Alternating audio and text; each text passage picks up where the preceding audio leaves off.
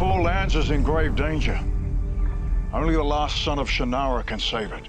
You got the wrong guy. Season 1 of the Shannara Chronicles was epic, and we saw our characters traverse this land in a quest to save their lives and the future of the world. The world of Shannara is, it's 40 years old, it's 26 books deep, and there's a lot to pull from. So this season we've actually created our own adventure, and we've had Terry Brooks' blessing, and he's been very involved in the writer's room, and we always consult him about what we're doing, but it's a new roadmap, and we're taking our characters into places they've never been before.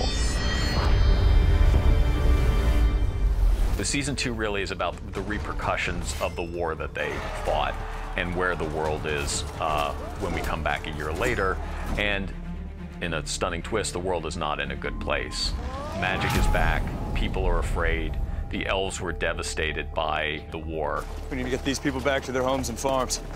The Elven treasury is empty. We don't have the resources or manpower to rebuild their villages. And as ultimately what happens out of these sort of events, a terrorist group has arisen called the Crimson, who are very anti-magic. And they have sort of captured the people's anger and fear and are now turning that against King Ander and Al-Anon and Will. When we meet Will, he's gone back to Storlock, which was what he initially wanted to do, was go to Storlock and be a healer. So he's somebody who is now dealing with the loss of Amberley and the loss of Eritrea. And that's true of most of the characters in season 2, is that they're in a darker place. Al-Anon, Will, Eritrea, they're in a darker place than they certainly were in season 1.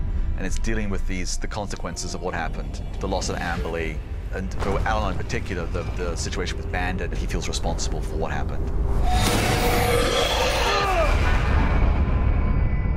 And action. The sets this season are bigger than last season. And for us, we wanted to create new environments. So we didn't want to go back to Arbalorn. We wanted to go and see something different.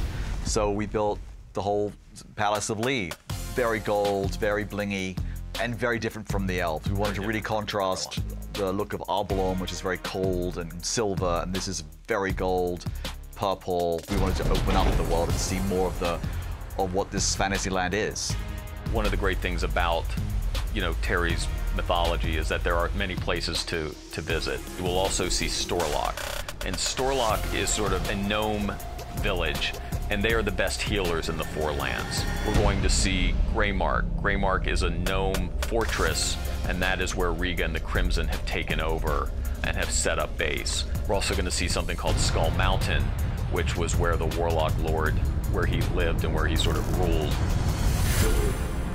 Season 2 is bigger, it's better. You see more of the world. We get deeper into our characters, deeper into the mythology of Shannara and what it means. A lot more action, a lot more environments, and I think it's going to be a visual spectacle that is unlike anything on television.